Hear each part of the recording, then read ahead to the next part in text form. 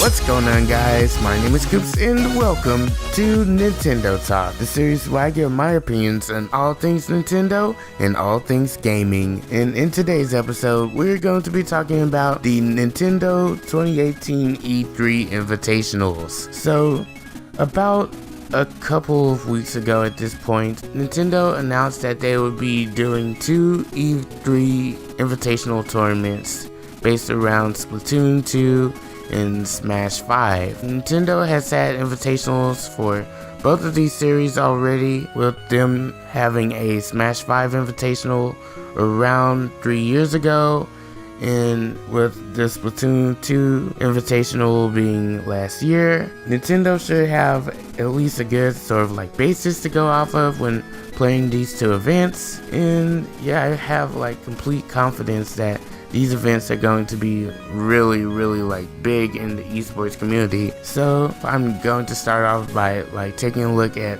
both of these events and giving my analysis on both of these events. And yeah, we'll just talk about them together. So let's start off with the Splatoon 2 Invitational. This is year 2 of the Splatoon 2 Invitational.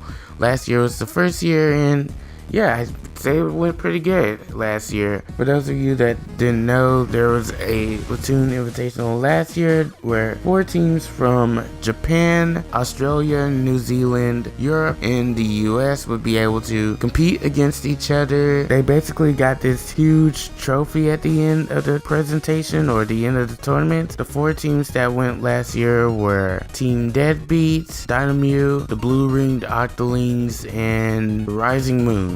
And out of those 4 teams, last year's winner was Team Deadbeat, specifically from the US. And yeah, I would say that they went on to have a very good career. They have been taking names all over the place. After they won the Splatoon 2 Invitational, they were picked up by Set to Destroy. And yeah, they've been winning tournament after tournament, and like recently some of their big wins have included Squidstorm 2017 or Genesis 5 over in San Francisco. But yeah, it seems like all of these events that Nintendo hosts, the winners of these events just go on to have like absolutely like stellar careers in their sort of genres. This year's competition seems to be bigger. The regions have pretty much stayed the same. The only change is that the US tournament now allows Canadian teams to participate, so that's something different that they didn't do last year. And all those teams are going to be qualifying through different tournaments. Japan has Splatoon Koshien 2018. Australia and New Zealand had the Australian and New Zealand Splatoon Cup. Europe had the Splatoon European Championship, and the US and Canada will be having the US and Canada Inkling Open. So all those events have already happened or are going to be happening soon. As of me recording this video, there are at least 322 teams registered to compete in just the US tournament only. So the Splatoon scene has grown a lot since like the original Splatoon 2 Invitational. So I'm glad to see that the community behind that is growing. So now with that out of the way, let's go ahead and talk about the Smash 5 Invitational. The Smash 5 Invitational is going to be big.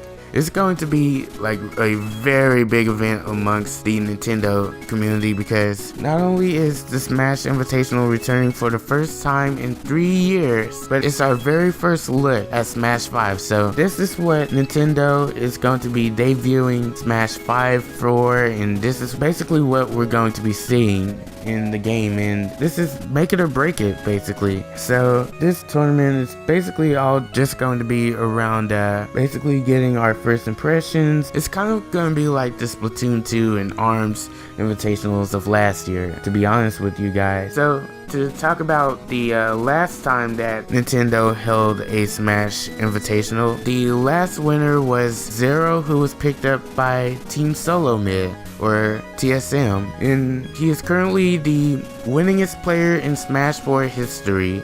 He has the longest win streak when it comes to tournaments at, I think, like 53 tournaments or so. I mean, that's about a tournament per week, so this guy knows what he's doing. Yeah, and he just recently retired from the Smash scene, so good luck out there, Zero, if you're somehow watching this. I'm wishing you the best. When it comes to the Smash 5 Invitational, it's a little bit less random when it comes to qualifications. We pretty much know who's going to be coming. Like, when we are talking about people that are going to be invited to this thing, we're talking about huge players in the Smash scene. Like, we're talking about the best players in the world being invited to this thing. So we are going to probably see some very high level play coming out of this. If Smash 5 has like the same sort of mechanics as Smash 4, which I would say that basically like all the Smash games have the same sort of like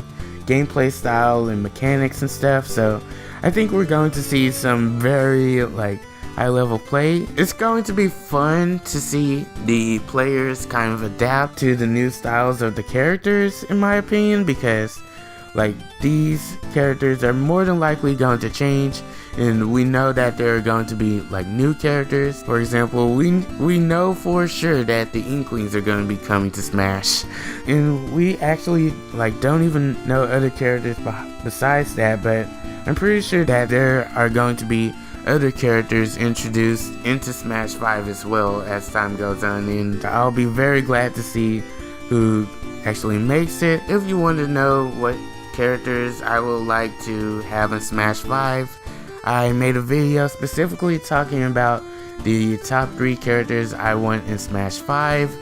I'll leave a link to the video down in the description, but basically I go into depth about these characters and might sort of thinking like, why would Nintendo want these sort of characters in Smash 5? But anyways, that's getting off topic a little bit. I am happy to see the Smash 5 scene growing, happy to see the Splatoon scene growing, happy to see Nintendo esports just like growing as time goes on, and I'm happy to see that Nintendo is caring more and more about esports and maybe wants to like dive more into that. I'm very happy to see that, with me being like a huge esports fan myself. So I'm very happy to see Nintendo going along with this right now. But that's going to be it for this video.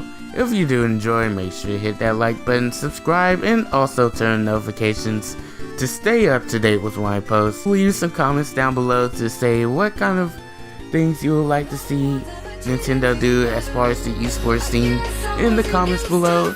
And until next time, I've been Koops, you've been awesome, take care, and happy gaming.